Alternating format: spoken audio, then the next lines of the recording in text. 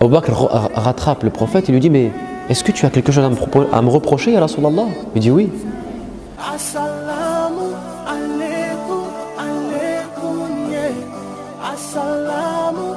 Quand le prophète il est assis avec des compagnons, et puis tu as des Quraysh qui passent et qui insultent Abu Bakr Siddiq.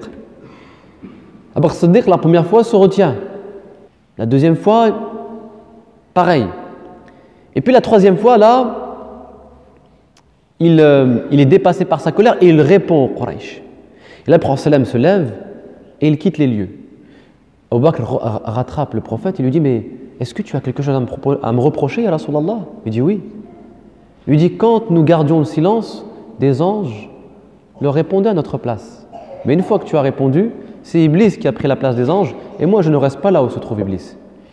Mais vous savez, ici, cette histoire, souvent on la cite d'un point de vue moral. Il ne faut pas répondre, il faut garder le silence, ce qui est vrai. Mais il y a aussi une approche spirituelle. C'est qu'on voit que Abu Bakr et le prophète n'étaient pas dans le même niveau de conscience. C'est que Abu Bakr était uniquement sur le plan formel, il voyait des individus, donc il a répondu, alors que le prophète, il était dans un autre niveau de conscience, il voyait le monde invisible, il voyait les anges. Assalamu alaikum, alaikum, yeah.